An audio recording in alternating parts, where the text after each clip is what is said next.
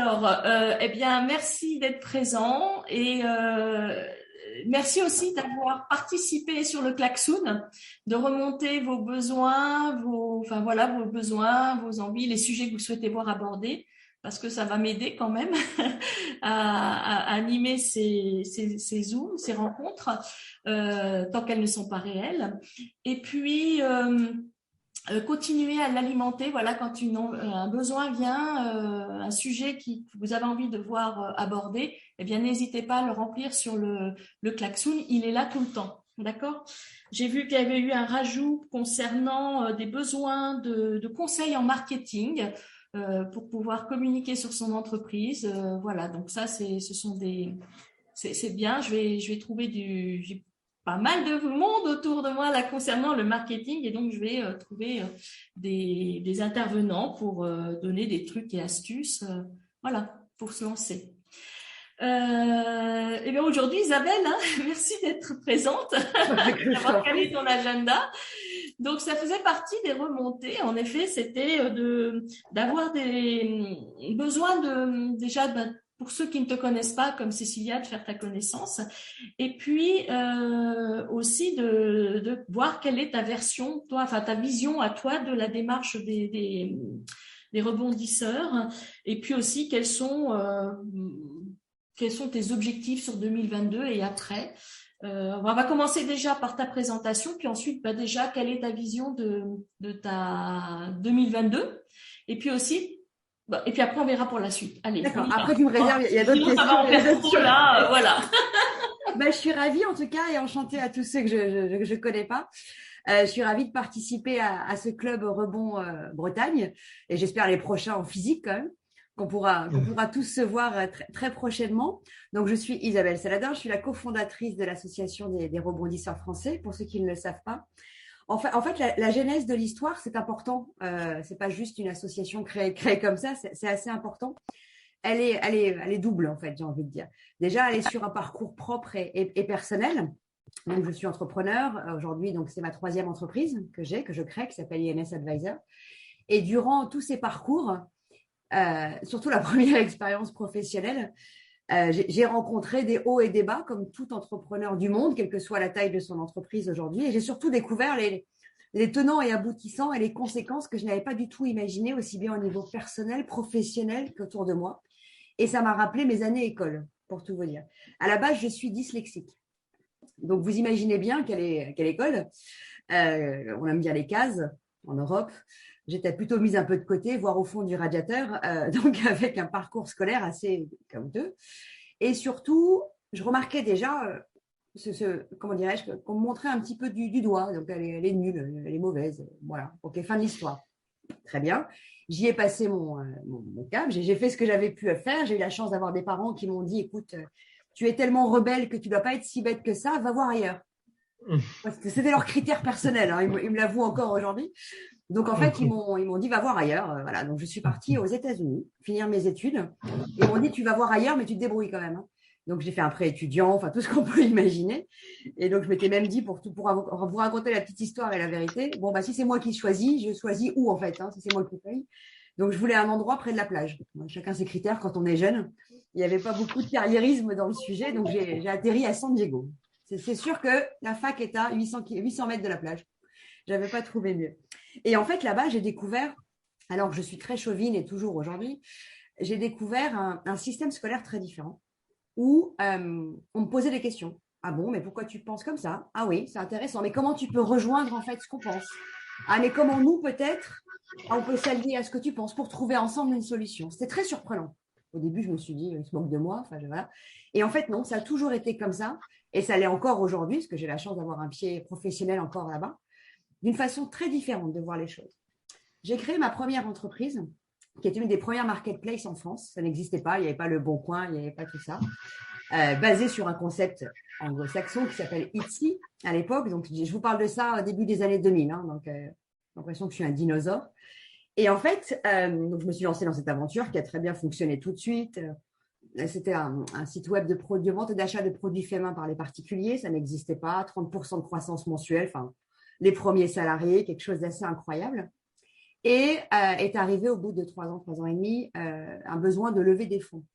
Alors, quand je dis ça en 2022, l'argent coule tellement à flot qu'on dit bah, c'est pas bien compliqué. Sauf qu'à l'époque, il y a 20 ans, un peu plus de 20 ans maintenant, déjà, c'était pas si simple que ça d'aller lever des fonds. Une marketplace, personne ne savait de quoi en parler. Et moi, j'y suis allée gaiement, comme on m'a toujours appris. Et je me suis dit, je vais aller voir les fonds d'investissement que je connaissais absolument pas. Hein. Donc, j'ai pris Google, les pages jaunes. Enfin, voilà, j'ai pris des rendez-vous, j'ai envoyé les dossiers d'une façon bêta, très, très innocente. Et j'ai eu des rendez-vous. J'ai eu des rendez-vous. Je connaissais pas non plus l'organisation des levées de fonds, c'est-à-dire l'organigramme, hein, qui faisait quoi entre analystes, machin. Voilà. Maintenant, je la connais par cœur. Et donc, on m'a fait traîner. Alors, il y en a qui m'ont fait traîner de rendez-vous en rendez-vous, d'attente en attente, de voir des gens en posant des questions très précises sur des chiffres, mais pas vraiment sur le sujet et la croissance. Et d'autres qui m'ont dit, je m'en souviens très bien, mais vous vendez rien. Comment ça, je vends rien? Et ils me faisaient ce geste, en fait, en me disant, oui, c'est du vent, quoi. Là, je leur disais juste, alors, c'est quand même, ça vous paraît drôle aujourd'hui, hein, quand on parle de marketplace, c'est du vent, c'est marrant. Et c'était le cas. Et en fait, ce qui s'est passé, en dehors de ce sujet-là, la courbe de croissance de l'entreprise était vraiment, vraiment montante, mais la courbe des charges était aussi comme ça, ce qui faisait une trésorerie. Et j'avais fait une bêtise énorme. Je m'étais mise caution personnelle. Ah, bienvenue au club. Je m'étais mise caution personnelle parce que je croyais, j'étais très innocente, vas-y, fonce ma fille. De toute façon, ça va fonctionner, ça cartonne aux US. Alors pourquoi ça ne cartonnerait pas en France? Mais je m'étais quand même mis une limite personnelle qui était en fait l'hypothèque de la maison, de mon toit en fait. Et je suis arrivée à cette limite. C'est-à-dire que la trésorerie a tellement été creusée, on m'a tellement fait attendre pour la levée de fonds. Et j'ai jamais eu la réponse de la réponse au final, hein, parce que le temps passe, le temps coule, et j'ai dû prendre une décision. J'ai dû prendre la décision de déposer le bilan. Déposer le bilan d'une entreprise en croissance. C'est un concept, hein. C'est un concept. Bienvenue au club, Isabelle. J'ai pris cette décision en réfléchissant à la première chose qui m'a marquée et qui m'a un peu embêtée. C'était les équipes qui m'avaient suivi. C'était les équipes qui m'avaient suivi parce qu'elles m'avaient fait confiance et à l'époque, c'était pas la mode d'être développeur, c'était pas la mode. Hein. Et là, je me suis dit comment je vais expliquer à une équipe qui, grâce à elle, en fait, on est en croissance, qu'une entreprise en croissance dépose le bilan. C'est conceptuel, hein. Comment je vais faire? Bon, première chose compliquée. Deuxième chose un peu complexe, je me suis dit, oh là, je vais me lancer dans l'administratif et le juridique. Et là, j'ai découvert quelque chose d'extraordinaire. J'ai découvert que mon pays était quand même assez brillant dans les normes, les papiers et les choses comme ça. Donc, j'ai déposé le bilan. Pour tout vous dire, pour la petite histoire des équipes, en fait, j'ai vendu ce qui avait de la valeur, pas pour la France, encore une fois, à mon grand regret, qui s'appelait en fait la data. Personne n'a voulu être intéressé en France. Je l'ai vendu aux États-Unis, ce qui a permis de me séparer des équipes, tant bien que mal, avec ce que je pouvais faire. Et donc, j'ai déposé le bilan et en 2 semaines, j'ai reçu les huissiers des URSSAF et j'ai reçu un courrier de la Banque de France. Alors ça, je m'en souviens encore de ma tête, je n'ai pas compris tout de suite, où on me disait fichier 040. Fichier 040, je suis fiché. Pour moi, c'est un mot violent, fiché. Hein, ça ne veut pas dire… J'ai découvert un fichage de la Banque de France qui n'existe plus depuis 2013, hein, le 040, mais il y a encore le 070, qui sont en fait des fichages d'entrepreneurs qui ont déposé le bilan, c'est-à-dire qui ont perdu de l'argent ou qui ont fait… Voilà. Et la Banque de France garde ça. Alors, aujourd'hui, heureusement, c'est un peu plus soft, mais il faut savoir que les data centers de la Banque de France ont une mémoire fantastique. Hein. Voilà, ça ne s'efface pas, quoi. Ça reste dans un dossier. Et là, je me suis dit, c'est fou. Et couplé à ça, je me suis rendu compte du regard des gens. Alors, j'ai eu une chance inouïe, pas à titre personnel. Je viens d'une famille d'entrepreneurs. Donc, ce n'est pas un sujet. Par contre, les autres, oh là là, t'as échoué. Oh, ma pauvre. Oh là là, mais c'est la loose quand même, non? Et les autres, qui vont regarder, par exemple, les autres partenaires, avec les banques, et oh là là là là là là. Ah ouais. C'est dans une situation compliquée quand même. Là, je me suis dit, bah oui, il n'y a rien de mieux pour déprimer, c'est sympa quand même, merci. Et ça a duré quelques temps. Et pour tout vous dire, j'ai vite été chercher un job, parce que comme j'étais caution personnelle, il fallait bien manger, quoi. Soyons pragmatiques. Et là, la même chose. Je n'ai pas réfléchi. J'étais très vite. À partir du moment où j'ai déposé le bilan, 3 semaines après, j'étais dans les envois de CV. Pragmatisme, besoin financier.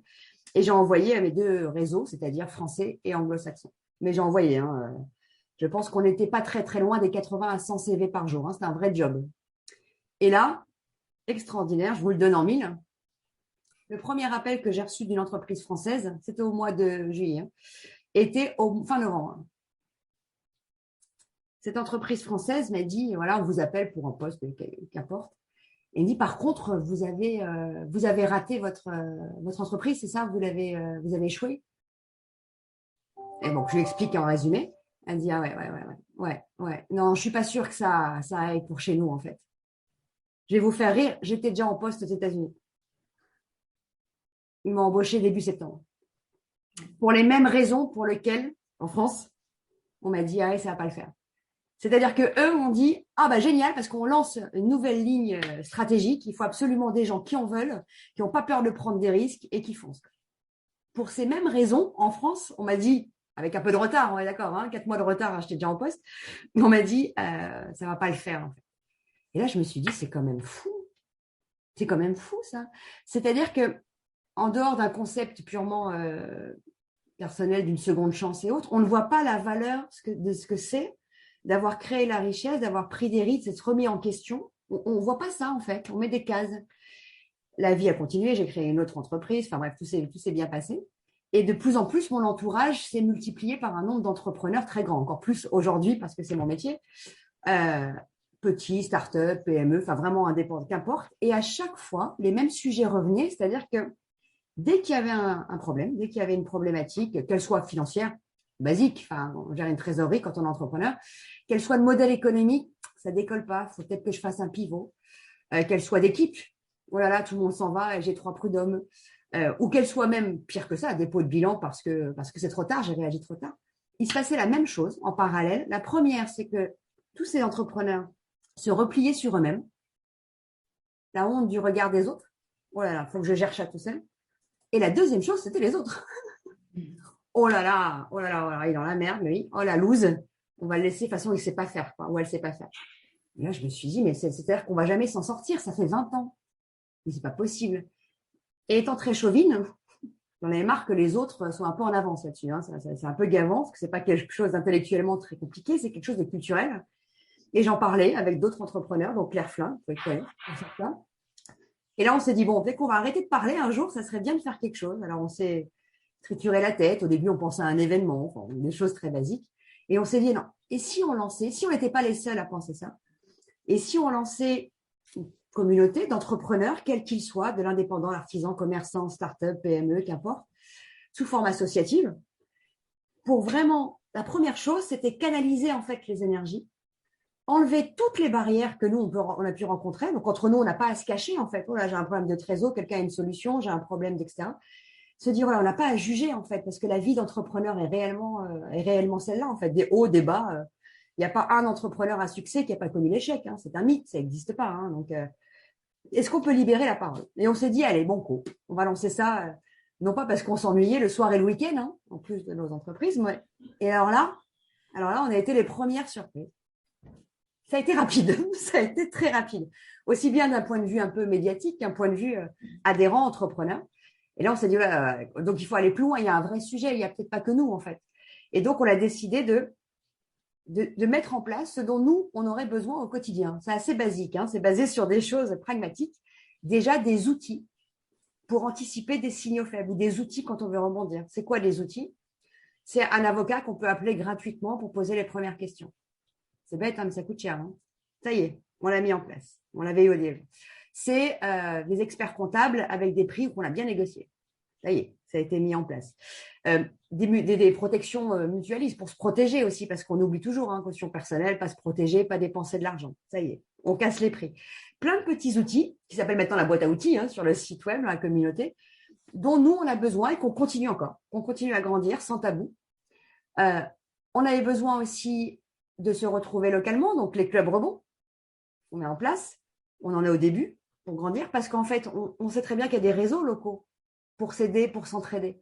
C'est important d'être localement présent, peut-être pour s'aider à trouver des clients, pour réfléchir sur une méthodologie de marketing, on en parlait tout à l'heure. Et comme on a tous les mêmes problématiques, c'est plus facile d'en parler à côté de chez soi et encore plus quand on pourra le faire en physique. parce qu'on n'a pas de tabou et on partage les mêmes valeurs. Des jobs, parce qu'on sait très bien que parfois, quand on doit rebondir, mais qu'on est dans l'extrême de ce que j'ai fait, c'est-à-dire déposer le bilan, il faut mettre à profit toutes ces compétences, mais il faut aussi pouvoir pragmatiquement manger. Donc, il y a une série de jobs qui a été mis en place. On discute avec des entreprises qui veulent mettre ce qu'on appelle des soft skills entrepreneuriales chez eux. Donc, on a mis ça en place. On a mis plein d'outils d'échange et de partage, comme vous voyez, sur les réseaux. Et on a aussi mis un gros boost sur la mise en avant de vous tous, des entrepreneurs. Donc, vous voyez dans la presse et autres, pour évangéliser et dédramatiser le rebond, et plutôt à l'inverse de le voir comme une valeur économique forte, comme certains autres pays le voient. Et on est en cours encore aujourd'hui, donc on a 3 ans et demi, bientôt 4 ans, en mai, donc on est assez récent. On a eu la chance évidemment d'avoir de plus en plus d'adhérents et une communauté globale qui a dépassé les 1000, ce qui est énorme, et donc d'inviter dans l'entreprise une structuration avec des gens qui sont là, comme Anne-Laure, peut-être que vous rencontrez, coordinatrice générale, comme Julien qui est là, il va être nommé directeur général, Cynthia qui s'occupe des réseaux sociaux, donc ça y est, on n'est plus seul le soir et le week-end, donc c'est chouette, ça commence à grossir, pour qu'on soit tous alignés avec le même objectif. La première, c'est de montrer dans tout notre pays que le rebond, c'est une valeur économique très forte. On en a la preuve vivante. 2, quand on partage les mêmes valeurs entre entrepreneurs, on peut aller beaucoup plus vite, plus loin si on ne se cache pas derrière son petit doigt parce qu'on échange localement, il n'y a pas de sujet tabou. 3, on a besoin d'outils, on envoie un message et nous, on les crée entre nous, comme le comptable, comme l'avocat, etc. Et on va en créer encore d'autres cette année. Et ensemble, on va changer les mentalités, ce qui va libérer les énergies. Bien, c'est un beau programme. C'est la vocation première. Voilà toute l'histoire, en fait. Vous savez tout. Donc, ça reste très pragmatique. En fait, ça reste réellement au quotidien nos besoins parce qu'on fait le même métier que tout le monde, l'entrepreneur. Après, dans l'association, il y a des indépendants, il y a des chefs d'entreprise de PME qui ont 200 salariés. C'est ça le but. Mais le but, c'est quand on a tout à gérer, on a des problématiques de base. Et quand on partage les mêmes valeurs et qu'on a enlevé ce côté qu'on nous a inculqué depuis des années de par notre culture de « oh, c'est la honte », ben non, c'est la vie en fait, il n'y a pas de sujet. Les uns avec les autres, on trouve des solutions et on va beaucoup plus vite en fait. Et on évite surtout de se faire du mal personnellement. T'as Cécile qui te remercie. Alors, vous pouvez mettre le micro parce qu'on n'est pas nombreux, donc n'hésitez pas à poser des questions. Si besoin, vous levez la main, puis du coup, donc merci pour ton témoignage empreint d'authenticité et d'optimisme, Isa. Merci Cécile. Mais c'est la vérité. C'est aussi simple que ça. Et je me souviens, pour faire ancienne combattante de ce projet quand tu l'avais en tête et qu'on l'a partagé devant un thé. Et je trouvais ça extraordinaire et tellement novateur et tellement essentiel. Tu vois, c'est rigolo quand tu me dis novateur. Pourtant, je crois que c'est une problématique bien avant que je naisse qui devait exister. Ce côté casse, ce côté honte, se cacher en fait. On doit répondre à des normes. Alors qu'en fait, la vie d'un entrepreneur, c'est des hauts et des bas. Il n'y a pas de secret, il n'y a pas de… Et une fois qu'on l'a dit, donc nous, on est ravis. On ne se cache pas que maintenant, un peu partout, dans les presses, surtout pour les startups et autres, on en parle, on dit le rebond. Depuis 3 ans, on en parle. Avant, on n'en parlait pas. Donc déjà, tous ensemble, on a réussi à faire quelque chose de chouette, mais on va encore aller plus loin. En parler, c'est bien. Dans les faits, c'est mieux. Alors justement, 2022, comment tu vois l'évolution de l'association, les objectifs? Est-ce que déjà tu peux nous parler d'événements peut-être que tu prévois? Enfin voilà. Alors plein de choses. Julien, du coup, il va se prendre la pression en même temps. C'est bien, tu fais bien d'être là, Julien. Plein de choses pour 2022. 2022, c'est une année. Si on regarde le contexte économique où tout va se relancer, en fait, tout va relancer un peu la machine. Alors, on va pas se mentir, on va dire septembre 2022, on va être honnête. Jusqu'à cet été, économiquement, c'est encore un petit peu la galère. Mais c'est un petit peu la galère où nous, on doit s'entraider parce qu'on a vu aussi, avec cette période de Covid, encore plus de rapprochement, parce que tout le monde était un peu perdu. On a reçu des milliards de questions, ce qui nous a permis d'aller chercher des réponses avec des contacts qu'on n'avait pas. Donc, ça aussi, c'est important auprès de Bercy et autres. Bon, même si eux les avaient pas non plus, mais en tout cas, on en a fait un peu notre sauce et on a essayé d'aider les personnes d'une façon très pragmatique, ensemble, les entrepreneurs, encore une fois, concrètement, parce qu'il y avait aussi beaucoup d'entrepreneurs qui avaient des problèmes avec leurs équipes, faut oublier, à gérer, comme on fait, aussi bien d'un point de vue sanitaire, d'un point de vue travail déjà, parce que certains ont arrêté de travailler, donc ça enchaîne réellement. Et donc là, on s'est rendu compte, ok, on va préparer 2022. On sait que ça va repartir en septembre, on va dire, voilà, pour faire un petit schéma de vision. Et donc là, on doit encore plus se structurer, nous, parce qu'il y a de plus en plus d'entrepreneurs, du coup, qui aujourd'hui se disent, OK, on va repartir, mais comment? Comment on va repartir? Ma trésorerie, elle a pris, il y a beaucoup de sujets, ma trésorerie, elle a pris un peu cher. Là, on regarde par exemple la partie commerçante, pour vous donner un exemple. Les soldes, c'est quand même pas l'éclate. Hein. Pour ceux qui, voilà, dans l'équipe, il y en a. OK, donc ça veut dire qu'il y a des stocks, gestion des stocks. Il y en a d'autres qui travaillent plus dans des sociétés, on va dire, industrielles ou du service industriel avec des problèmes de gestion de matière. Il y a des vraies problématiques, en fait, réelles. Comment je fais au niveau financier? Comment je fais pour rembourser mon PGE? Vrai sujet. Est-ce qu'ensemble, on peut trouver des solutions? Donc ça, on va chercher toutes ces solutions-là avec des méthodes très pragmatiques, c'est-à-dire par exemple, là, j'étais il n'y a pas très longtemps en échange avec le médiateur du crédit pour le prolongement des PGE. Donc, je ne sais pas si vous avez entendu parler. Pour certaines entreprises, ça va être possible de prolonger sur 10 ans l'étalement des paiements, mais pour certaines conditions. Mais attention, les conditions ne sont pas encore données. Voilà. Bon, c'est comme tout, entre les annonces et la réalité. Donc, on va déjà à la pêche là-dessus pour communiquer au plus vite, pour avoir le plus vite la réponse pour tout le monde. Et un d'autres axes très importants, c'est évidemment de grossir la communauté des entrepreneurs. C'est clé pour nous parce que plus on est nombreux, plus on va prouver qu'on peut dédramatiser et surtout plus entre nous, en partageant des valeurs, on peut s'entraider. Donc ça, c'est clé. Mais c'est pas n'importe où. C'est aussi en région. C'est aussi à côté de chez vous, à côté de chez nous. C'est très important parce qu'on se rend compte que quand on parle, et je le vois même au sein de mon entreprise en parallèle, quand je parle aux chefs d'entreprise des rebondisseurs, ils disent « Ah ouais, ça m'intéresse ». Donc, ça veut dire que c'est une question, en fait, ils ne savent pas. Ça m'intéresse parce que je vais découvrir d'autres personnes, parce que je vais pouvoir parler de problématiques parce qu'en fait, on sait tous qu'on est seul quand on est chef d'entreprise, de vraies problématiques que d'autres vont comprendre. Voilà. Parce que ça se trouve, je peux peut-être faire du business, aller savoir, pourquoi pas. Peut-être que je peux trouver des pépites dont j'ai besoin pour mon entreprise parce que machin connaît machin, etc. Donc ça, c'est la chose la plus importante, c'est d'aller attirer, se faire connaître auprès des entrepreneurs locaux. Ça, c'est clé. La deuxième, c'est d'aller encore plus, et Julien est dessus, donc il le sait, aller encore plus, aller chercher des partenaires. Des partenaires financiers pour deux choses. La première, évidemment, pour l'association, parce que comme elle grossit, il faut aussi qu'on recrute, en l'occurrence, mais pas que. Des partenaires qui vont pouvoir être capables de nous apporter des réponses à nous, entrepreneurs, sur des besoins concrets. Je pense par exemple à nos amis banquiers, pour ne citer que. C'est dans la cible. C'est dans la cible. C'est-à-dire qu'un partenaire qui va se mouiller, pour parler d'une façon très familière avec les rebondisseurs français, va aussi proposer derrière une offre et un accompagnement spécifique pour les entrepreneurs, réel en dehors du marketing. Ça, c'est un des objectifs 2022. C'est clé. De continuer à apporter les outils donc, au sein de la communauté, mais qui correspondent aux entrepreneurs. C'est-à-dire que nous, c'est le seul métier qu'on connaît et on sait de quoi on a besoin et on va aller le chercher pour tout le monde. Donc, une des premières cibles, c'est celle-ci. Tu demandais les événements, tu parlais des événements. Alors oui, il y en a quelques-uns, n'est-ce pas, Julien? Il y a quelques-uns des événements qui sont là.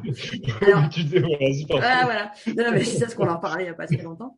Il y a des grands rassemblements. En fait, 2022, on aimerait bien l'avoir sur le ton de se rassembler physiquement, de se voir. Alors, je sais que tout le monde est un peu éparpillé. On a même des rebondisseurs sur l'île de la Réunion, pour information. Donc, c'est moins simple de participer, même si je sais qu'ils viennent régulièrement aux événements. Ils sont déjà venus 2 fois à Paris, mais c'est moins simple. La première chose, c'est qu'on aimerait bien se réunir pour les 4 ans, tous ensemble. Ça serait génial. Donc, on essaie de travailler là-dessus avec des intervenants pertinents. Quand j'appelle pertinent, c'est pragmatique pour les entrepreneurs qui peuvent être utiles et avec des rencontres entre chacun. C'est-à-dire que pas juste on assiste, mais quelque chose de convivial comme on essaye de faire à chaque fois où tout le monde peut parler, échanger. Les régions entre elles, les entrepreneurs entre elles, par secteur d'activité, par besoin, etc. Donc ça, c'est un point très important parce qu'en fait, figurez-vous qu'on ne l'a jamais fait. Et vous allez me dire, en 3 ans et demi, oui, voilà, c'est le temps, c'est court, mais on a essayé aux AG, il va y avoir l'AG bientôt, donc c'est pas la partie la plus fun, mais c'est vrai que personne ne se déplace en assemblée générale. C'est pas très grave, on va faire la visio, c'est pas le sujet, mais c'est moins, ça a moins vocation à être sympathique et d'échange entre entrepreneurs. Pour l'anniversaire, on va le faire. Un autre événement, alors là, je vous le dis en avance, il n'est pas sûr à 100%, mais la proposition est magnifique qu'on nous a fait. pour la première fois de l'histoire, alors je mets l'histoire avec un grand H parce que ça n'a jamais eu lieu, on a proposé aux rebondisseurs français d'être partenaires de la route du Rhum. Alors pourquoi c'est génial? Déjà parce que c'est un rebondisseur qui est le skipper, en l'occurrence. Mais surtout, ça serait la première fois que dans une course sportive ou autre, les logos, ou en tout cas le rebond, soient portés aussi haut comme cause nationale. C'est absolument incroyable. Et merci beaucoup à Brieux de nous avoir proposé ça. C'est-à-dire, vous imaginez sur la course du Rhum un drapeau avec notre logo et tous les événements qui vont autour de la libéralisation de la parole de l'entrepreneur, autour du rebond et ce que le rebond peut apporter comme force économique. Ça serait absolument incroyable. Pourquoi c'est pas sûr? Parce qu'il va falloir trouver les sponsors. Hein. Donc ça, c'est un sujet. On est dessus d'ailleurs, tous ensemble, hein, si vous connaissez des entreprises qui sont intéressées à sponsoriser ça. C'est assez génial parce que pour tous les adhérents qui vont pouvoir aller au départ à Saint-Malo, on va faire des événements. Donc de rencontres, de business, avec d'autres, avec les gros sponsors qui vont aussi inviter leurs clients. Effectivement, de la visibilité, mais aussi des rencontres physiques. C'est les gros temps forts. C'est super, hein, pour cette année. Je trouve. Ouais, c'est super. En fait, on est les premiers surpris. C'est aussi super parce que ça n'a jamais existé. Ça n'a jamais été une cause, on va dire, comprise dans tout ce qu'on appelle le RSE, alors que dans le économique et social, je pense qu'on est dans le rebond entrepreneurial pour libérer la parole, pour éviter tous les problèmes de santé du dirigeant. Une fois qu'on a dédramatisé le rebond, c'est mieux. Hein. Et si on est plusieurs à partager, c'est mieux quand même. Donc, c'est quand même la première fois de l'histoire et ça serait vraiment incroyable qu'on y arrive. Ouais. Et vous cherchez combien? Je crois que, alors c'est pas nous, parce que c'est Brieux en fait, qui fait le dossier de sponsoring. De mémoire, c'est 250 000 €. C'est ça. Et donc, globalement, il nous reste un gros 100 000 € à trouver. Il y a la première moitié qui est déjà trouvée. Voilà. Donc, 100 000 €. Alors, c'est vrai que pour les entreprises partenaires, si vous en connaissez, il y a des petits packages. Hein, c'est le package à 25, etc. Évidemment, plus il y a de gens, plus il y a de logos. Voilà, plus il y a de gens, mais surtout aussi, eux, ils ont droit à des événements pour eux, à la visite des bateaux. Enfin, tu vois, tous des événements pour leur entreprise, pour l'interne, pour leurs clients à faire autour. Et alors justement, ça, pour pouvoir communiquer, est-ce qu'il y a le lien pour pouvoir communiquer sur les packages et tout ça? Oui, il y a une présentation qui existe. Il suffit de nous la demander à Julien ou à moi. On va vous l'envoyer sans souci. Oui, voilà, pour se communiquer autour de cela. Bien, alors avant de laisser la parole pour que vous puissiez vous poser vos questions aussi, il y avait une autre question qui était si tu pouvais nous parler de l'importance des fonds propres avant les banques. Alors, moi, en bonne gestionnaire, dès qu'on parle d'argent, à part le dépenser, j'ai toujours un peu de mal. Hein. C'est dur à dire pour quelqu'un qui gère une entreprise, mais bon. Alors là, c'est un peu javanais pour moi, voilà. Non, mais t'as raison. En plus, comme je disais, il n'y a aucune question taboue, sinon ça veut dire qu'on ne respecte pas. Donc voilà, un entrepreneur n'est pas spécialiste de tout le temps sur tous les sujets, donc ça c'est Superman, hein, ça n'existe pas, donc au contraire. Pourquoi tu me poses cette question avant de te répondre? C'est quoi le fond de cette question, Carole, en fait? Parce qu'elle m'a été posée. Alors, qu'est-ce qu'il avait posé? C'était toi, Jean-Michel, hein? Ouais, c'est ça. Jean-Michel, je te laisse la parole du coup. Vas-y, Jean-Michel. Bonjour Isabelle, c'est un plaisir de te revoir. Alors c'est vrai, j'ai fait unique à 2 assemblées générales. Et si tu te souviens, dans l'élément fondateur de ton association, il y a le Fonds du rebond association, si tu te souviens, avec les notions du modèle économique entre l'investisseur, le repreneur qui est à poil, le rebondisseur qui est à poil financièrement, et l'investisseur qui doit faire confiance en son projet et qui doit passer le handshake, c'est-à-dire que le porteur de projet redevienne patron à bord et que l'investisseur il gagne de l'argent par avoir fait confiance à celui qui a une idée suffisamment bonne, un gars qui a un réseau suffisamment bon et un projet économique suffisamment tenable. Je sais pas, je te rappelle. Et donc les fonds propres, aller voir une banque, c'est bien, mais tu sais que si tu n'as pas en face un euro de fonds propres, ta banque, elle ne prendra jamais ton dossier, surtout qu'il y a les intelligences artificielles maintenant et que tes interlocuteurs qui peuvent être humainement très contents et empathiques envers toi et t'adorer Isabelle et Julien, dire bravo, vous êtes des gens formidables. Quand on va passer devant l'intelligence artificielle, la réponse sera non. Parce que maintenant, c'est comme ça. Et donc, pour ça que je pense que si tu me permets de remettre un sujet, puisque je suis arrivé juste un peu avant toi sur le sujet, si tu me permets, avec modestie, sur le sujet des rebondisseurs et des fonds propres, 4 ans avant les rebondisseurs français par l'association, et qui a donc donné une partie de lorsqu'elle a fermé, elle est venue, elle a rejoint les rebondisseurs. Je pense il est temps. Je pense que l'association les rebondisseurs est prête aujourd'hui à s'attaquer au vrai sujet qui est les fonds propres, parce que c'est la clé de toute reprise, de tout redéveloppement, de tout rebond.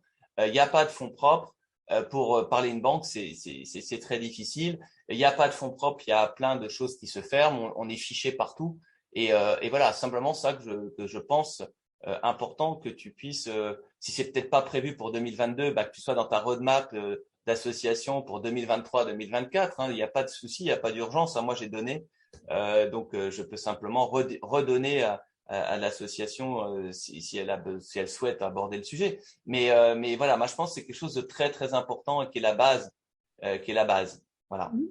Non, mais tu as entièrement raison. Et quand tout à l'heure je parlais de partenaires bancaires, qui était une de nos cibles, c'était pas non plus anodin, et c'est pour plein de sujets. Le sujet des fonds propres, quand on recrée, donc là on est en rebond, donc on n'est pas dans une première création souvent, est un vrai sujet. Après, ça va dépendre de quoi si on se positionne un peu, ça va dépendre de quelle activité on parle, en l'occurrence.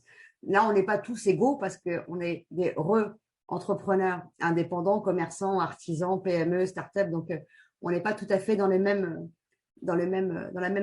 comment dirais-je, dans la même configuration. Quand on parle d'une entreprise à produit, qui est différente d'une entreprise à service, en l'occurrence.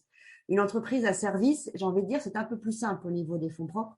Le nerf de la guerre, c'est de choper le premier client. Et ça, je dis ça par connaissance de cause, parce que tout INS, je l'ai créé sur fonds sur oui, mais je veux surtout pas être dans une contradiction, mais simplement, tu vois, dans le logiciel, moi, j'étais qu'une boîte, quand même 1 million dans le logiciel, service, logiciel, et pourtant, il fallait des fonds propres. Non, c'est ce que j'appelle du produit, en fait. Le service, c'est intellectuel. Donc là, le nerf de la guerre, et c'est là où le réseau est très important, c'est la signature du premier client. C'est le premier qui va engranger, si on a bien fait le modèle économique, de la marge en l'occurrence. Et c'est là où on va pouvoir capitaliser, en fait, même si c'est une marge toute petite.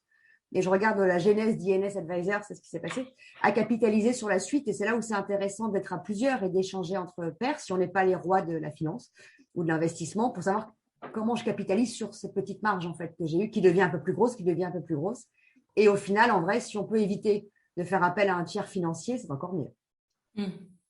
Voilà, donc ça, c'est pour la partie service. Pour la partie produit, déjà, il y a un vrai sujet parce qu'il faut d'abord le développer, le produit. Qu'il soit logiciel, qu'il soit matériel, à moins d'être un grand fabricant dans son garage, comme certains. Sinon, il y a un vrai sujet. Il y a un vrai sujet, et c'est là, les choses ont complètement changé il y a 20 ans. C'est là où on appelle les business angels. Et c'est un point très important parce que, et c'est un peu minimisé en France, un business angel, c'est souvent vu comme des gens qui ont un peu de sous, qui investissent, ça ne savent pas quoi faire. Enfin bref, c'est un peu minimisé. Là où aux US, c'est clé. On voit que M6 en fait. Oui, non mais encore c'est récent, c'est sympa, c'est très bien au moins ça mais si tu regardes M6, en vrai c'est pas vrai parce que les entrepreneurs qui se présentent devant eux ont déjà les sous parce qu'ils ont déjà des produits. Donc ils ont déjà eu le sujet et la problématique des fonds propres, donc ils ont déjà dû affaire. Et c'est là où on n'est pas égaux, évidemment, il y a des personnes qui sont nées dans les contextes où ils peuvent mettre des fonds propres pour des raisons personnelles et qui font appel à leur famille, et d'autres qui n'ont pas les moyens de faire ça. Les business angels sont très importants pour la relance parce que pour 2 raisons. Et ils ne sont pas assez mis en avant, et c'est quand je parlais de bancaires ou de partenaires financiers, c'est au sens large. C'est aussi une des cibles pour 2 raisons. La première, parce que, pas tous, j'avoue, mais une partie sont les entrepreneurs, donc ils savent à peu près de quoi on parle. Ça aide, hein. Ça aide. Pas tous, parce qu'il y a beaucoup de cadres dirigeants. C'est ce qui est très bien, mais c'est une autre fonction. Voilà. Et l'autre, eux, leur rôle, c'est de faire du risque. Donc, OK, c'est pas d'aller chercher des fonds propres de 3 milliards, mais qu'importe, quand on démarre, surtout pour faire un produit ou autre, c'est très important. C'est très important. Et eux, pourquoi c'est une cible ?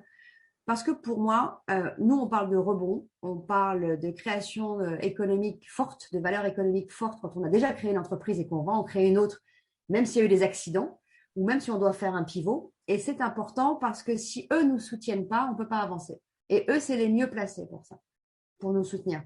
C'est les mieux placés parce que c'est leur argent, donc il n'y a pas de système de robot ou d'intelligence artificielle, déjà. Et si on fait appel à ces réseaux d'entrepreneurs investisseurs, ils ne peuvent pas nous contredire sur la valeur économique du rebond. Somme toute, le point important là-dessus, si on va les voir, et ça peut être un des sujets, tu vois, Carole, sur un autre peut-être club rebond, ou même un sujet important aussi quand on va faire l'anniversaire, tu vois, pour des sujets, pourquoi pas. Dites-moi si ça a l'intérêt. Pour moi, le vrai sujet, c'est comment on présente ça. Alors qu'une fois qu'on a dit ça, c'est bien sympa. Une fois que je l'ai dit, elle est gentille de me dire ça. Mais concrètement, je tape à la porte de Business Angel, même si les entrepreneurs, ils vont comprendre comment je mets ça en avant et comment je mets le rebond, qui est ce qui va leur parler en premier, en avant. C'est un peu du marketing. Moi, je peux te donner une indication, c'est ce qu'on appelle la courbe de défaillance. C'est-à-dire que nous, on a travaillé dans la partie fond du rebond sur la courbe de défaillance. C'est-à-dire qu'un rebondisseur, sa courbe de défaillance est inférieure. C'est-à-dire on peut provisionner, il a moins de risques par rapport à celui qui veut l'investisseur. Et donc, quelque part, il y a un gain qui est potentiel à faire par rapport à ce qui est un primo-entrepreneur. Donc, il y a toute une réflexion qu'on peut avoir. Mais voilà, je te donne une clé qui est ce qu'on appelle la courbe de défaillance. Voilà. Donc, il y a énormément à faire. Mais ce que je veux te dire, c'est qu'il y a aussi un sous-dimensionnement en France de l'investissement. C'est-à-dire que si tu regardes la quantité en argent des business angels en France comparée aux États-Unis, je crois que c'est un facteur 100 à vérifier, mais je crois que c'est à peu près ça. Et c'est-à-dire qu'il y a très peu d'argent pour les projets. Je pourrais donner un exemple. Tu vas trouver des projets pour financer jusqu'à 250, 500K, et puis tu as un couloir de la mort en France. C'est quand tu as 1 million à 4 millions d'euros de financement en fonds propres. Même s'il y a eu des progrès qui ont été faits en 10 ans, aujourd'hui, il y a une insuffisance. Voilà, donc ce que je veux dire, c'est qu'il y a toute une réflexion dans le positionnement des fonds propres. C'est un sujet qui reste encore aujourd'hui un problème. Un autre problème qui reste, et tu en as parlé tout à l'heure, tu étais caution. Sache que BPI, qui est une banque publique d'investissement, est caution sur des entreprises à 80%, 70%. Mais figure-toi, et peut-être que tu ne le sais pas, mais je l'ai fait savoir lorsque tu étais à BPI, je t'ai dit, est-ce que tu sais que BPI a des rangs de caution et que la rente caution de BPI passera toujours après celle de l'entrepreneur au niveau personnel et que donc les banques vont tout faire pour assommer l'entrepreneur parce que s'ils n'assomment pas l'entrepreneur, BPI ne va pas intervenir pour les payer banque pour toucher les 80% ou les 70% ou les 60% assurés. Donc ça, c'est des petites lignes du contrat qu'on t'a pas trop annoncées. Il faudrait que tu ailles creuser en tant que représentant de l'association et après tes interlocuteurs qui parfois sont très gentils, ils font des trucs superbes, ils font parfois du marketing et de la com, et dès on aborde ces sujets-là, c'est des no-sujets, on n'ose pas en parler. Mais je te donne des vrais sujets, quoi. Moi aujourd'hui, 10 ans après, pourtant je suis un rebondisseur failli honnête au sens de la norme européenne. Je suis ma quitus de la Banque de France, j'ai quitus de l'État, et pourtant BPI n'a toujours pas honoré son remboursement 10 ans après auprès des banques. Et donc moi, les banques sont toujours en train de m'envoyer chaque année un dossier à 100 000 euros. Donc ce que je veux te dire, c'est qu'il y a encore un vrai grave problème aujourd'hui entre ce qu'on te dit en marketing et ce que parfois tu manges sans t'en rendre compte. Tu dis oui, tu t'en rends pas compte derrière, mais il y a des sujets qui sont structurants derrière et qui sont graves, quoi. Je parle des fonds propres. Hein. Mais tu as entièrement raison, sinon il n'y aurait pas d'intérêt d'avoir les rebondisseurs français. La liste des sujets est très, très, très longue et on va prendre un peu de temps. C'est pour ça qu'on a pris parti pris de commencer par dédramatiser la partie rebond. Ce qui veut dire que dès qu'on va parler, je parlais des exemples des business angels, mais on pourra en reparler, ou une banque, si celle-ci est partenaire, ça sera plus facile. C'est pour ça que c'est notre objectif, hein, en l'occurrence. Déjà là, on change un peu le début de la discussion. Et après, on va pouvoir commencer à s'attaquer dans les hautes sphères qui vont devenir plus compliquées. Mais le début du début, c'est que personne ne connaissait le sujet. Donc, comme c'était vu comme une honte, déjà, ça commençait mal avant de détricoter tout le système. Pour revenir sur le point des business angels, tu dois y aller, Nicolas, c'est ça? Non, j'ai une question après, mais je te laisse finir. Non, oui, effectivement, comment dirais-je, la masse financière est plus petite qu'aux États-Unis. Enfin, le pays n'est pas le même non plus, donc c'est QFD. Il y a plus d'argent là-bas que chez nous. Maintenant, ça commence vraiment plus à se structurer et il y a de plus en plus de business angels entrepreneurs. Et ça, c'est très intéressant. Jusqu'à il y a peu, j'en étais à un moment donné un réseau de business angels, j'étais la seule entrepreneur. Donc, le sujet, c'est qu'en fait, on ne parlait pas le même langage du tout et on ne regardait pas des dossiers de la même façon. Je suis partie. Voilà, parce que du coup, ça m'intéressait. C'était beaucoup moins intéressant, malheureusement, pour les entrepreneurs, mais moi, ça, voilà. On parlait que d'un prisme très financier. Il y a beaucoup de directeurs financiers, du coup, pas du projet, pas de la proposition de valeur, pas du changement d'usage. Donc, du coup, ça n'avait pas trop de sens. Et là, je remarque et je le vois autour de moi de plus en plus d'entrepreneurs qui se mettent comme business angel. Et ça, c'est pour ça que c'est une cible, parce qu'on parle le même langage. Et dès qu'on se retrouve entre personnes qui parlent le même langage, les choses, en règle générale, elles se débloquent plus facilement. Il y a plusieurs lectures. Nicolas, tu voulais… Oui, j'ai une question ou une remarque. Là, depuis un moment, depuis que vous parlez, on a beaucoup parlé de rebond vers un nouveau programme, un nouveau plan entrepreneurial. Pour moi, le rebond, et tu l'as cité tout à l'heure dans ta propre expérience, c'est aussi le rebond vers le salariat. Ça ne veut pas dire qu'on réempruntera pas plus tard et qu'on ne se relancera pas plus tard, mais je pense qu'il faut qu'on touche moi, en tout cas, c'est ma vision des rebondisseurs. C'est aussi la raison pour laquelle je me suis impliqué. On peut rebondir sur une nouvelle aventure entrepreneuriale immédiatement, mais c'est aussi rebondir parce que il faut retrouver un second souffle. Et il faut pas qu'on se coupe de ça, de mon point de vue, parce que changer la mentalité et la vision du rebond, c'est aussi ça, quoi. Tu prêches, je suis convaincue. C'est pour ça qu'on a mis les offres. Voilà, mais comme vous avez beaucoup parlé là depuis tout à l'heure mais je répondais à la question. Ouais. Et même que ce soit la route du Rhum ou autre chose, on a beaucoup parlé des gens qui avaient rebondi, qui font partie des rebondisseurs, mais qui sont à nouveau eux-mêmes dans une posture d'entrepreneur. Mais il y a tous les rebondisseurs qui finalement, sont partis vers le salariat, peut-être pour 1 an, 2 ans, 5 ans, 10 ans, pour toujours, j'en sais rien. Tu as raison, Nicolas. En plus, c'est pas du tout un gros mot que de retourner au salariat quand on a été entrepreneur, parce que c'est souvent vu comme un énorme échec et une mauvaise image, alors que non. Mais voilà. Et moi, je milite énormément là-dessus. C'est que je trouve que quelqu'un qui a échoué a connu une expérience fantastique et peut apporter dans une entreprise dès lors que tout le monde joue le jeu, évidemment, hein, parce que on a aussi été formaté d'une certaine façon pendant qu'on était indépendant. C'est pas toujours facile de revenir dans un cadre. Et là-dessus, il faut justement travailler sur les mentalités des uns et des autres. Tu prêches, je suis convaincue. C'est pour ça qu'en 2021, c'est récent, hein, on a lancé la partie offre de par ma propre expérience que je dis haut et fort. Donc, tu vois, je peux être que d'accord avec toi, hein, forcément. Ouais, parce que moi, après mon premier échec entrepreneurial, avant de rebondir vers une deuxième entreprise, j'étais en congé création d'entreprise, donc je m'étais retourné vers mon employeur et clairement, il savait pas quoi faire de moi, quoi. Donc j'ai senti que si je retournais là-bas, j'allais revivre les mêmes enfers qu'auparavant. Donc il était temps de partir. Donc je suis reparti sur autre chose. Et voilà, je voudrais pas juste qu'on oublie ces rebondisseurs qui redeviennent salariés. C'est important. Dans les cibles de partenaires dont je parlais, il y a des entreprises, tu sais, pour qu'on ait les offres d'emploi, justement. Et on prône beaucoup cet axe-là sur les soft skills. Alors, j'ai pas trouvé le mot français qui avait l'intérêt. Si vous l'avez, je le prends. Ce compétences douces, ça sert beaucoup moins d'impact. Justement, entrepreneurial pour intégrer ces entreprises. Donc, ça sert aux deux. Et surtout parce que les entreprises aujourd'hui font face à des transformations très rapides qu'elles doivent mettre en œuvre ou à des crises très rapides. Et qui mieux que celui qui a les skills de l'entrepreneur, c'est-à-dire prise de risque, aller vite, focus sur les résultats et pas peur pour atteindre les objectifs des entreprises. Voilà, c'était tout. C'était ma seule remarque de ne pas oublier. On est totalement en phase. Et surtout s'il est payé le rebondisseur qui vient salarié. Parce que moi, je peux vous donner des exemples de personnes qui ont été entrepreneurs avant et on leur a proposé des postes salariés dans des conditions financières et de rémunération.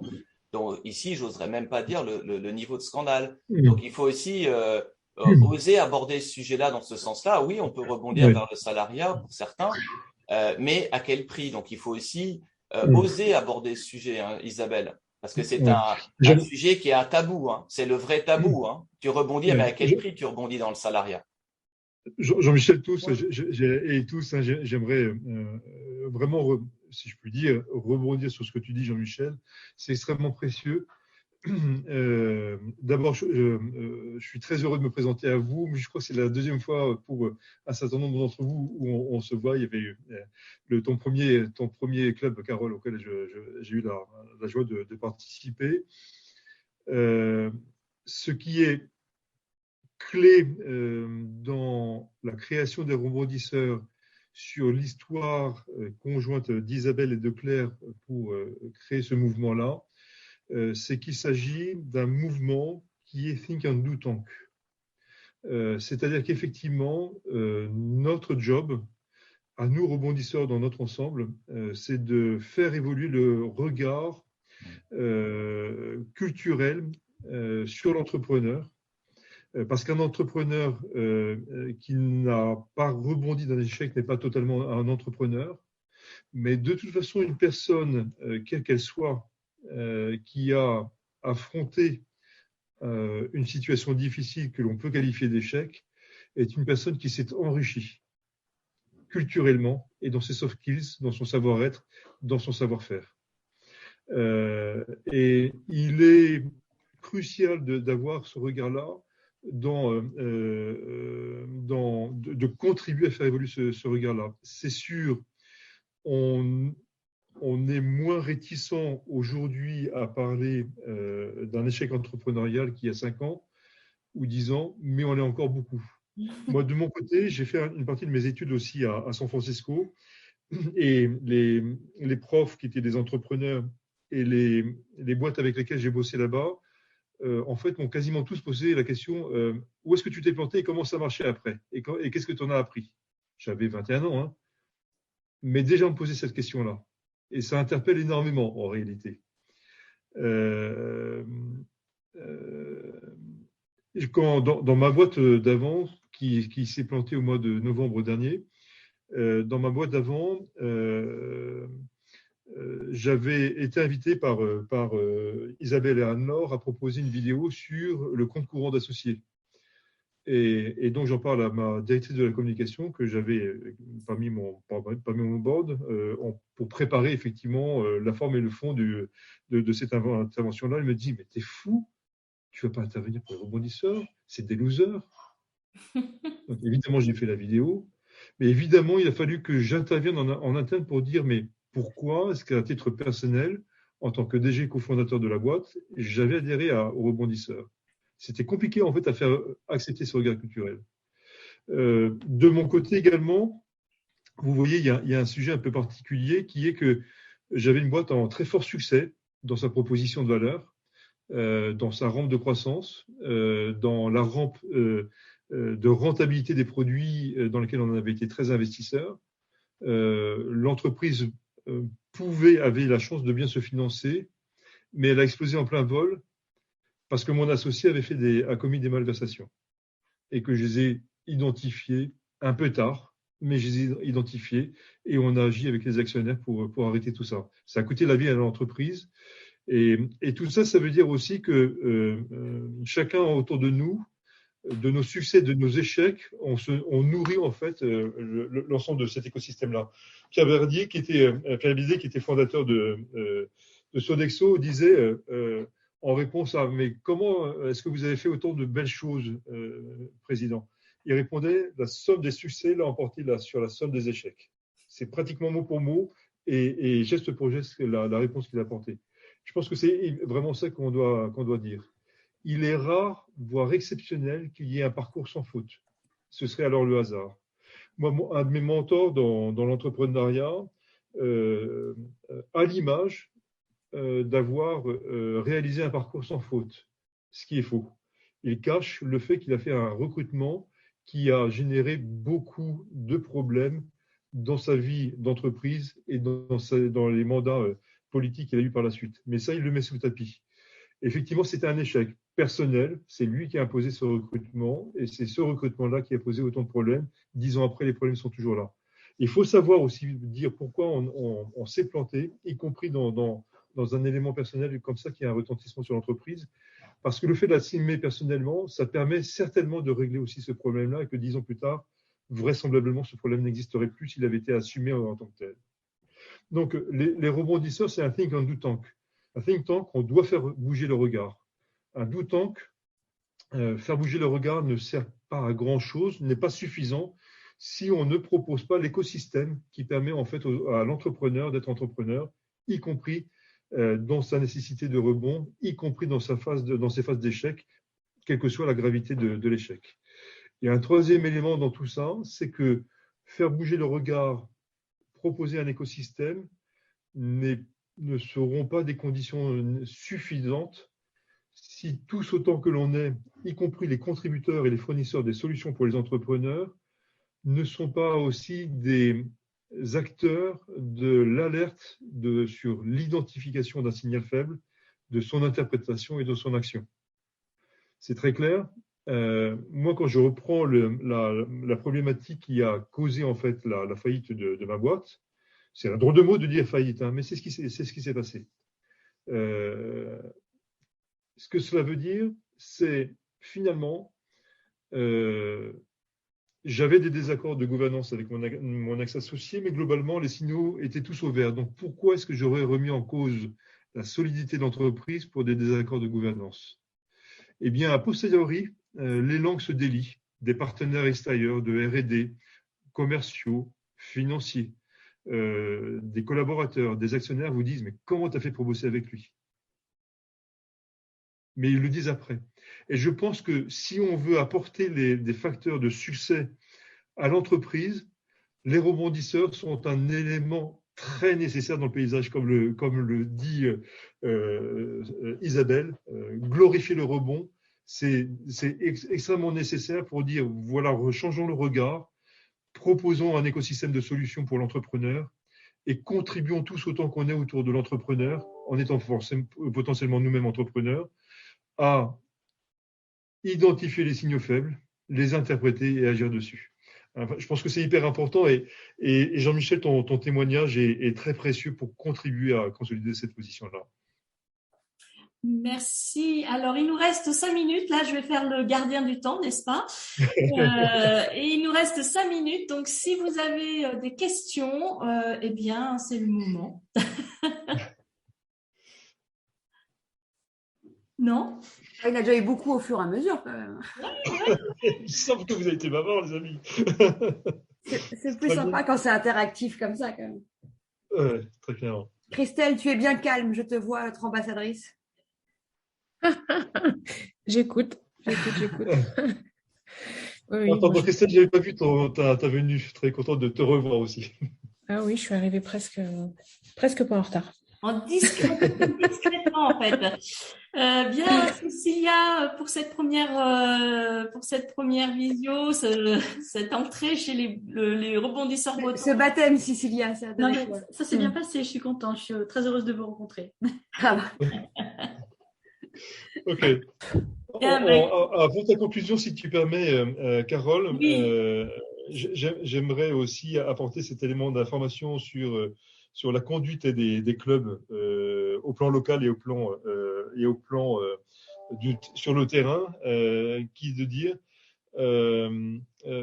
Claire et Isabelle m'ont donné aussi dans la feuille de route non seulement d'augmenter le nombre des adhérents, non seulement d'augmenter le budget de l'association, mais également de proposer du contenu et globalement dans les 6 clubs de l'année, on proposera un thème pour chacun des clubs en proposant un invité qui abordera particulièrement ce club-là. Je vous les livre les idées de club, les idées de thèmes de club dont on va discuter avec Claire et Isabelle, mais Claire a évoqué ce sujet-là déjà tout à l'heure, le financement de l'entreprise avec l'environnement PGE, fonds propres, concours d'associés, prêts bancaires, investisseurs, etc. Qu'est-ce que c'est que le bon financement de l'entreprise? Un deuxième thème qui serait par exemple la communication digitale d'une entreprise locale, en ayant comme élément community manager, influenceurs, réseaux sociaux, sites web, journalistes, etc. Comment faire en fait d'une entreprise locale s'appuyer sur la communication digitale. C'est le quotidien de nos activités, la preuve, on est en digital alors que c'est un club local. Ça va être aussi, par exemple, un thème qui serait celui de la technologie. Vous le savez, on rentre dans une nouvelle ère informatique. Après le Web 2 qu'on a connu au cours des années 2000 à 2020, on rentre dans le Web 3. Ça veut dire un usage différent entre celui qui est propriétaire du site, celui qui le visite et celui qui potentiellement fournit des services. Donc, quels sont les technos qui sont là-dessus et comment nous, dans notre boutique, boîte locale, qu'on soit tout seul ou qu'on soit une PME, comment est-ce que cette technologie va agir. Un autre thème possible, c'est les métiers du chiffre et la gestion de l'entreprise. On parle de clôture comptable, on parle de Bercy, on parle de URSAF, on parle des KPIs, on parle du cash flow. Voilà, ces éléments-là. Et puis deux autres thèmes qui pourraient être d'une part les domaines du droit qui entourent et que doit embrasser l'entrepreneur dans le cadre de la gouvernance, de la propriété intellectuelle, du droit social, des sociétés, du fiscal, de commercial. Voilà, quels sont en fait ces savoir-faire du droit qui doivent être dans les champs de compétences et d'agilité de l'entrepreneur, si ce n'est par lui naturellement, par ses soft skills, en tout cas par l'écosystème avec lequel il travaille. Et puis un sixième thème que l'on peut proposer aujourd'hui, qui est celui de l'entrepreneur et de son fournisseur dans une économie de l'inflation, la logistique, la sous-traitance, l'énergie, la tech, les prestataires. On rentre dans un cycle économique dans lequel l'inflation va être un gros sujet. Comment on va gérer notre relation avec tout ça? En termes micro comme en termes macro, on a parlé des PGE en introduction du club tout à l'heure. Le fait effectivement qu'il y ait une si forte bienveillance apparente de Bercy pour amortir dans le temps plus long que ce qui était prévu initialement les PGE, c'est trois raisons. D'une part, si on ne donne pas ce temps-là, on va avoir une accumulation de défaillances d'entreprise, ça on le sait, parce que ce sont des perfusions. Si on retire la perfusion, l'entreprise ne sera pas encore soignée, et donc effectivement on va générer un gros problème. Et le deuxième point, c'est que quand on a mis du PGE, ça veut dire qu'on a fait tourner la planche à billets sans mettre ces billets en circulation dans l'économie réelle, puisqu'ils ont été mis dans l'entreprise. Si on fait rembourser ces prêts-là trop vite, on va mettre trop d'argent trop vite et on va aggraver le phénomène d'inflation. Donc ce phénomène d'inflation est un problème de fond qu'on a besoin de maîtriser, et ça fait partie d'un des sujets de thème qu'on doit traiter dans un de nos clubs de rebondisseurs. Voilà les 6 sujets, on les valide avec Claire, Isabelle et puis l'équipe, et quand on est bien chaud là-dessus, on vous les propose à tous. Oui, alors moi je rajouterais bien quand même un thème sur l'humain, hein, parce que le bien-être de l'entrepreneur, parce que c'est important en dehors de c'est voilà. Comment faire pour voilà, la prévention du stress de l'entrepreneur. Voilà, très bon sujet. Très bien, oui, très bien. On intègre ça dans l'idée. De toute façon, Carole, on va voir ça au final après ensemble, et avec toutes les remontées que tu as sur Klaxoon aussi, tu vas gérer. Ouais. Christelle, tu voulais parler? Oui, mais Isabelle me trouvait trop calme, alors je vais relancer un truc qui est pas forcément pour un club rebond, mais qui pourrait être une idée de peut-être d'une autre action plus de fond pour les rebondisseurs dans un temps futur. C'est, je pense qu'il y a une action spécifique à faire sur la partie start-up. Les startups sont pas tout à fait des entreprises comme les autres, ce serait pas tout à fait les mêmes financements. Et il y a beaucoup de casses. Les liquidations judiciaires sont, pour l'avoir vécu, compliquées, parce qu'en fait, on a de la valeur en amont, on est financé par de l'argent public, et quand on se plante, on vaut rien. Enfin, il y a beaucoup de gâchis, il y a beaucoup de choses à faire. Et ce qui permettrait peut-être d'avoir des propositions de conférences spécifiques, par exemple, pour toutes les entreprises et les écoles de commerce qui font comme ça. Je l'ai fait moi plusieurs fois. Je vois qu'à chaque fois, c'est intéressant et que les étudiants sont demandeurs. Je l'ai fait il n'y a pas très, très longtemps à Dauphine au Master Entrepreneuriat, et où ils étaient contents de voir quelqu'un qui avait créé, qui avait échoué, qui avait rebondi, mais qui était aussi quelqu'un avec mon profil, et on est plein d'autres, hein, je ne parle pas que de moi, mais qui était quelqu'un qui n'était pas destiné au départ à être entrepreneur, qui n'avait pas fait une grande école, parce qu'il me dit, nous, souvent, dans le master à Dauphine, on nous montre des gens qui avaient quand même des réseaux, qui ont fait des études, qui ont eu à un moment donné des super parcours, enfin où tout va bien, et c'est pas trop ça qu'on a envie d'entendre. On a envie d'avoir des discours plus vrais aussi et de réalité. Et je crois que c'est ce qu'on porte aussi quand on a fait cette expérience de la chute et du rebond. Et je pense que pour tous ces jeunes-là, et encore une fois, parce qu'après, quand on est dans une start-up, on n'a pas tout à fait les mêmes problématiques que quand peut-être on échoue sur une entreprise plus installée, et que il y aurait une mobilisation à faire justement sur cette question. J'ai déjà eu l'occasion d'en parler avec Cédric Roux, mais j'ai pas eu, je pense, l'oreille assez attentive, justement sur cette partie vraiment de la liquidation spécifique de toutes ces entreprises qu'on incite en France à investir, sur lequel on met beaucoup d'argent et sur lequel derrière on ne réutilise pas la valeur qui a été produite, puisque moi, par exemple, quand l'entreprise s'arrête, et tout ce qui a été produit et qui aurait pu resservir à d'autres startups ou autres ne l'a jamais été fait. Donc, c'est aussi ça, à mon avis, le rebond, c'est que quand il y a eu de l'intelligence et des choses qui ont été développées, comment on peut s'en resservir. Voilà, je pose ça là. Très important. Ce que tu évoques, Christelle, en fait, c'est quelque chose que j'expérimente également de mon côté. Et la chose est claire, c'est que on peut le qualifier comme ça, il y a un scandale d'État sur l'administration judiciaire d'entreprise.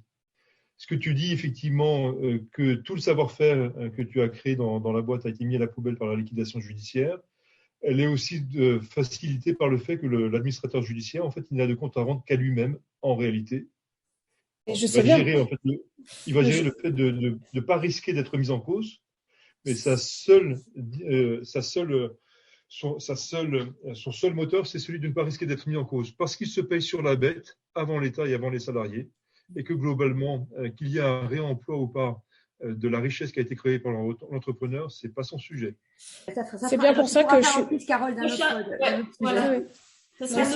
Oui, et c'est important, Christelle, je te remercie. Donc, c'est noté, c'est rajouté. Je vais vous inviter à ce qu'on termine la session, pour que vous puissiez rester dans des créneaux de visio assez sympas pour nous tous. Est-ce que ça vous convient si on décide de s'arrêter sur ces sujets qui vont être fort intéressants pour 2022? Merci en tout cas. Merci Carole pour l'invitation. Merci à tous et merci de votre soutien. Merci de faire partie de cette grande aventure qui va bientôt avoir 4 ans. Moi, je suis ravie. Je trouve ça génial. On peut aller encore plus vite, plus loin. Nicolas, j'ai bien ton sujet en tête. Jean-Michel aussi, Christelle aussi. J'en ai un deuxième. Ouais, vas-y. Cécile, j'ai bien noté ta demande aussi, document. Hyper rapidement, mais je veux pas lancer le débat là. Je pensais l'écrire. Vous avez pas mal parlé là de boîte à outils, de choses, de conférences que vous allez proposer aux rebondisseurs. C'est super. Les gens, ils viennent chercher là quelque chose aussi. Moi, c'est juste, je trouve qu'il manque peut-être aussi des actions. Revenons à l'objectif initial. Il est de faire changer les mentalités. Donc, comment on s'adresse cette année ou l'année prochaine à l'ensemble de la population? Est-ce que je sais pas, est-ce que c'est des packages tout faits qui nous permettent d'intervenir dans des écoles? Est-ce que c'est, je sais pas, on prévoit une visite au Parlement de Bretagne ou à l'Assemblée nationale, estampiller les rebondisseurs? Voilà, je pense qu'il y a un plan à monter autour de ça. Je vais conclure là-dessus et c'est très intéressant parce qu'en fait, ce que tu montres, c'est que beaucoup d'entre vous ont envie de participer à la vie de l'association et ne sont pas juste là pour attendre de l'information. C'est porter l'étendard en fait. Et nous, ça nous intéresse drôlement parce que comme tu sais bien, c'est petit, donc c'est soir et week-end. Et puis il y a 3 permanents, semi-permanents comme Julien, Anne-Laure et autres. Donc au contraire, on est à la recherche de force parce qu'on a des idées plein la tête aussi. Maintenant, faut-il les toi. Donc moi, j'ai bien noté, et je pense que Julien aussi, que Christelle elle est prête à faire toutes les écoles de France et de Navarre. Donc ça, c'est génial. Et t'as déjà commencé. Nicolas, j'ai bien noté qu'on va pouvoir aller porter l'étendard. Plus on est dessus, parce qu'en fait, contrairement à ce que tu peux imaginer, c'est pour ça que je te remercie beaucoup, Nicolas, de dire ça. Il n'y a pas tant de gens que ça qui veulent s'investir. Et c'est comme ça, et c'est la vie. Donc, au contraire, le vrai sujet, il est plutôt là, en fait. Donc, moi, j'ai bien noté. Nicolas, Christelle, allez hop, c'est parti. Attention à ce que vous avez dit, parce que alors, du coup, la Bretagne va être en force, messieurs, dames. En tout cas, je vous remercie beaucoup pour l'invitation, et puis, à très vite, alors. À très bientôt. Au revoir. Merci. Merci, Carole. Dernière chose. Tant pis, j'enverrai un mail, mais j'ai fait une carte de Bretagne, vous savez, pour nous situer, pour avoir nos coordonnées. Donc, pensez à m'envoyer vos coordonnées, que je vous situe sur la carte. C'est chouette, ça. Là, c'est, oui. Super. Une carte interactive. Super idée. Alors là, c'est génial. Super idée, Carole. Tu regarderas dans ton mail, Lisa. Bye tout le monde. Merci. Merci, à bientôt. Salut.